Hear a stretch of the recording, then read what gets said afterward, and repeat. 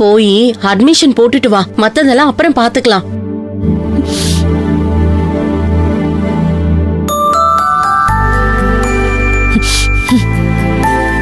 சரிங்க அண்ணி, என்ன நடந்தாலும் சரி காலேஜ் அட்மிஷன் போட்டுட்டு தான் நான் திரும்பி வருவேன். சூப்பர், அவ்வளவுதான், கிளம்பு.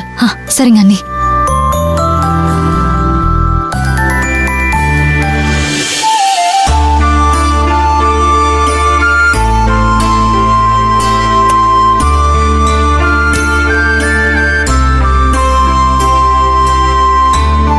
அண்ணி, நான் போயிட்டு வரேன் அண்ணி. நல்லபடியா அட்மிஷனை முடிச்சிட்டு வா. சரிங்க அண்ணி, நான் போயிட்டு வரேன். அண்ணி, ரொம்ப தேங்க்ஸ் அண்ணி. எனக்காக நீங்க இவ்ளோ உதவி பண்றீங்க. ரொம்ப ரொம்ப தேங்க்ஸ் அண்ணி. பொம்பளைங்க மனசு வச்சா இந்த ஆம்பளைங்க அத்தனை பேரையும் தூசி தூசி ஆக்கிரலாம். இது தெரியாம உங்க அப்பா ஆட்டம் போட்டுட்டு இருக்காரு. பரவாயில்ல, எவ்வளவு நாளைக்கு ஆடுறாருன்னு பாப்போமே. இங்க பாரு, நீ பத்திரமா போயிட்டு வா, சரியா? சரிங்க அண்ணி, நான் போயிட்டு வரேன்.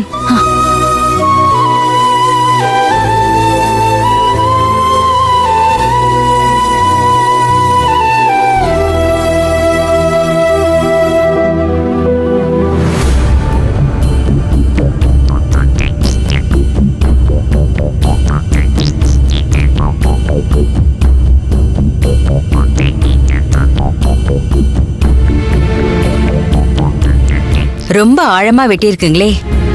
இல்ல டாக்டர், சமைக்கிறப்ப தெரியாம. கேர்ஃபுல்லா இருக்க வேண்டாமா?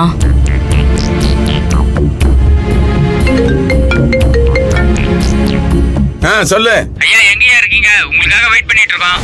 அது ஒண்ணும் இல்ல, என் பொண்டாட்டிக்கு தையல் போட வந்திருக்கேன். பொண்டாட்டிக்கு தையல எதுக்குயா? எதுக்கா? ரொம்ப பேசுறா, அதான் மாயை தச்சு கூப்பிட்டு போலான்னு வந்திருக்கேன். வை போன இருக்கிற பிரச்சனைல இவன் வேற. இருங்க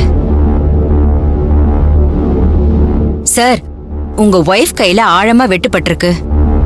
6 தையல் போட்டிருக்கேன், சரியாயிடும். இருந்தாலும் அவங்கள கவனமா பாத்துக்கோங்க. தண்ணி படக்கூடாது. மாத்திரையெல்லாம் கரெக்டா எடுத்துக்க சொல்லுங்க.